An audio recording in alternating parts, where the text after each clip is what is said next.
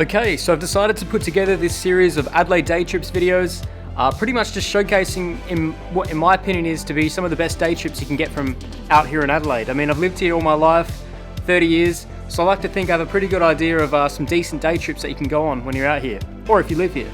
Accompanying me on these trips is my partner Cindy, who will also be my trusty camera lady and taste tester at some of the food stops along the way.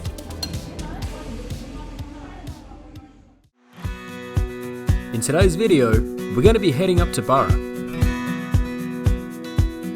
So these are all the, what you send in all the miners' accommodation. Aside from visiting the historical mining town, we're going to stop off at a couple of locations on the way.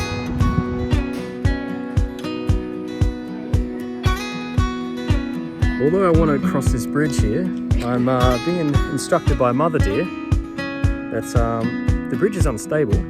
For now, we'll get into the video where we'll start on the Port Wakefield highway, about 30 minutes north of Adelaide, and I'll explain how we'll go about this day trip. Alright, so we are heading out on another day trip today. Today we also have another guest on board, called Mother Dear in the back, who wishes not to be on camera. So today we're going to be heading up to Port Wakefield, Clare, and then Burra. So if you're from the area, you might be wondering why the hell are you heading up to Port Wakefield? There's not a lot to see up there, but this trip's actually my mum's idea. Her father and I believe her grandfather was from the area.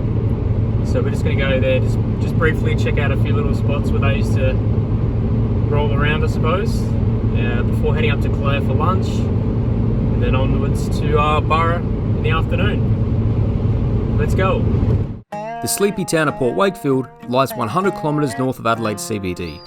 Formerly called Port Henry, the town lies at the head of the Gulf of St Vincent and is mainly known for its roadhouses and trucking stops, before heading north to Port Augusta or south down to Adelaide. Alright, so we've just arrived in Port Wakefield now. Sleepy little town it is. It's quite peaceful. Not bad at all. We're just currently at this waterhole right now, or not really a waterhole, but I suppose you could call it a small lake or a river. Definitely a river. Apparently where my mum used to come every now and then when they were young. They used to swim in here. Quite peaceful. So although I want to cross this bridge here, I'm being instructed by Mother Dear that the bridge is unstable and they're supposed to be working on this soon. So maybe I'll just stand back and take some photos, I reckon.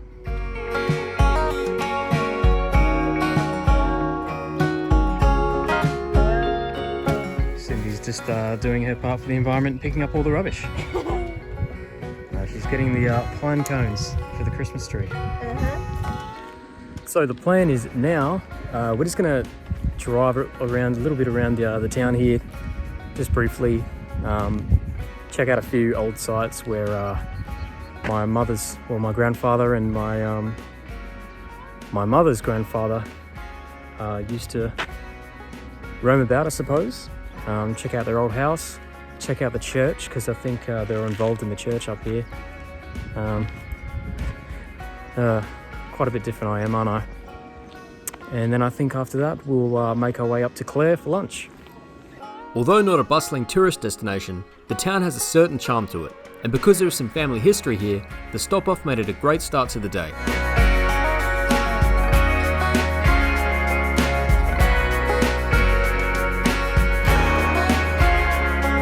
For the second stop on today's trip, we're driving for another hour to the town of Clare. Now, although Mum and I have been up this way many times, this was Cindy's first time on a trip north of Adelaide, so it was a great chance to show the countryside and the difference in landscapes compared to previous trips we've been on.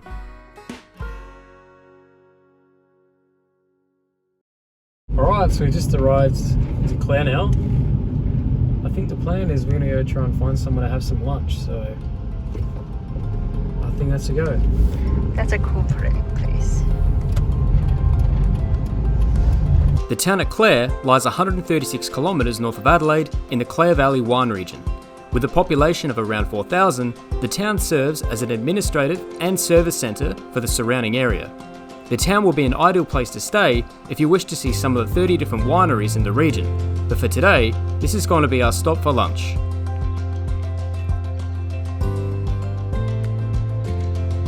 So we're in Clare now, Just walking around, just trying to find somewhere to eat, I reckon, for the moment.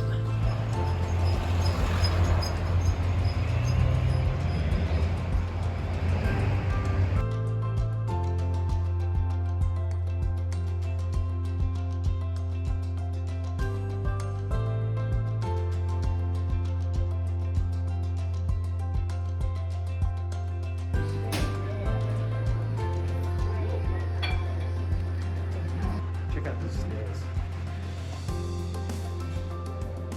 Old spiral sort of staircase. It's cool. Alright, we are just finished up having lunch. At least 2 out of 3 of those meals are pretty nice. Unfortunately my steak, yeah, wasn't the greatest, but it is what it is.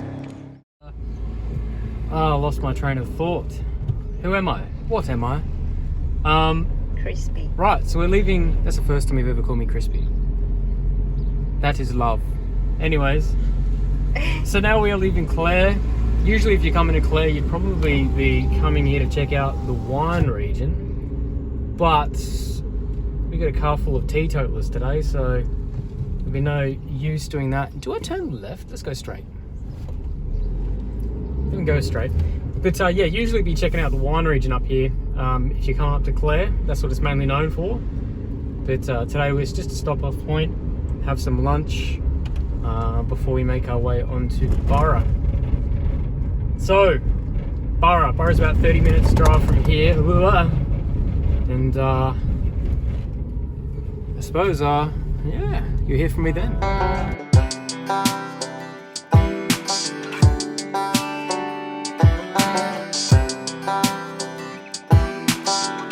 Arriving into Burra now. I think the first port of call is I want to go check out this old homestead, which is known for, a lot of people go there to take photos, and I think there's actually, I'm not really personally a fan myself, but it was on the album cover of Midnight Oil. So we'll go there first, and then after that I suppose we'll go check out some of the old mining sites around the town. The historic town of Burra lies 156 kilometres north of Adelaide to the east of the Clare Valley in the Bald Hills Range, part of the northern Mount Lofty Ranges. Established in 1845, the town has since become known for its mining history, and at one stage, the Burra mine supplied 89% of South Australia and 5% of the world's copper. The settlement was credited, along with the mines at Kapunda, for saving the economy of the newly established colony of South Australia in the 1800s. First stop, we'll make our way slightly out of Burra, 3 kilometres to the north, to the Cobb & Co. Coach House Hostel. Now unfortunately, there is not much information available online regarding the site, but one can assume it was most likely used as a form of lodging in its day. The site is most known for its iconic appearance on the Midnight Oil album cover, Diesel and Dust. So although it's pretty nice being out here, and I'm sure it's windy and hopefully it's not too windy when I'm speaking right now, but there are a ton of flies, so be prepared for that. Pretty sure I have all the photos I want now. Wow, so many flies. After visiting the homestead, we proceeded to make our way to the old mine site. So we've left poor old mum in the car. Her knees just aren't the best at the moment, so she's just gonna wait there. But I'm pretty sure for this place, this is probably the weirdest thing running while talking to camera. But you could actually stop probably like the tourist bureau here, I think it is, something like that, and pick up the key, and you can actually drive in here. But we don't have that, so yeah, but this is cool. Old mining ground.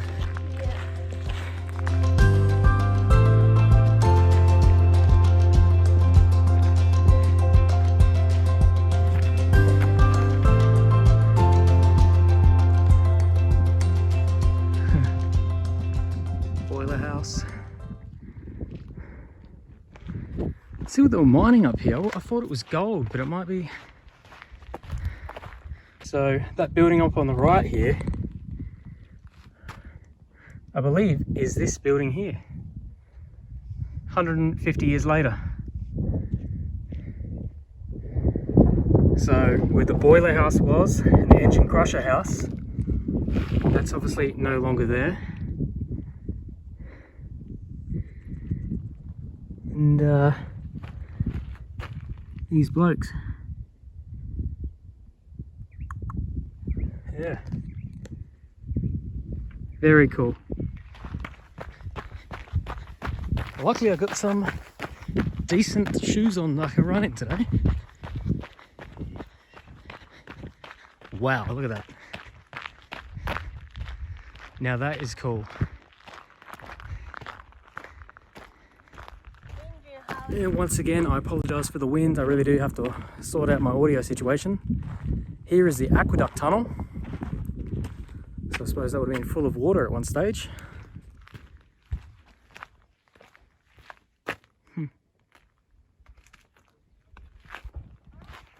Maybe we'll make up our way over there.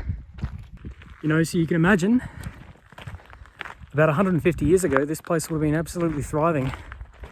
Packed full of miners, workmen, and yeah, quite incredible really. Quite incredible really. Don't mind a bit of history. And yeah, stunning. Yeah.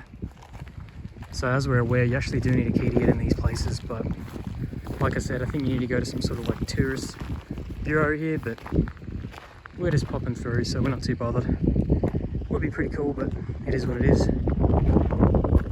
Engine House Museum. Morford's Flute. No idea what the hell that is.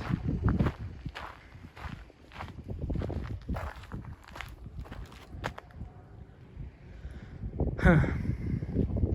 Cool.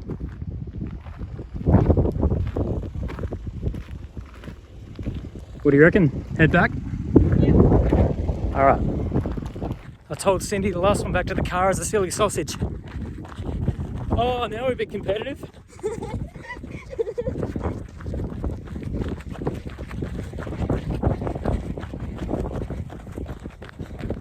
Just have to keep her at bay. You're going to be a silly sausage. Looks like I've taken the win today in the Burra Marathon. So we've driven about 5 minutes, well, not even 2 minutes up, 2 meters. We've driven about 2 minutes up the road, and there is the mine lookout, and you can see where all the water has been left behind. So it's like down in the quarry.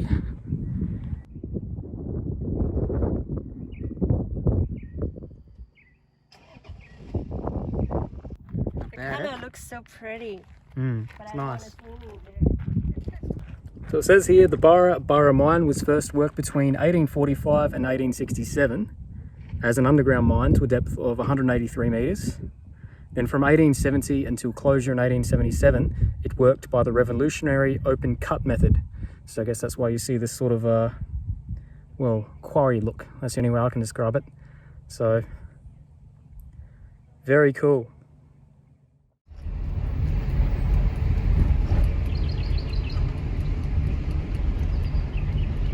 So these are all the, what you send in all the miners' accommodation. And then Cindy on the right here is an old hotel. And guarantee when on knock off, they would have been drinking there. That is cool. So you're just arriving at the miners' dugouts.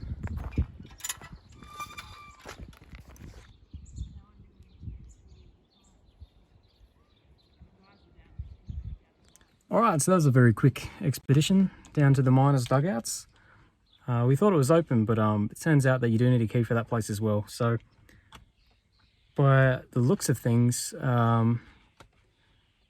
you need a key pretty much everywhere you go to all the heritage sites around here, but I understand that, that's fine. Next time I come up here, we can do that. Yeah. So, yeah. So I think that's just about going to finish our little day trip up for today. It's been quite nice going up, checking out through, well, looking at Port Wakefield, having lunch at Clare, then finishing off at Burra. You know, eventually I'd probably actually like to come up and maybe stay at Burra, or probably Clare, then come back here again and get those keys that you need from the tourist bureau. So then you can go check out all the sites more thoroughly. Because as you've seen throughout this video, or at least the last little bit when we've been in Burra, we can't get into a lot of the sites. It's just a bit more difficult. So yeah, that's one thing to remember next time we come up here. But yeah, I think we'll finish it up there. Thank you very much for watching, if you have watched this far, and I'll catch you in the next one.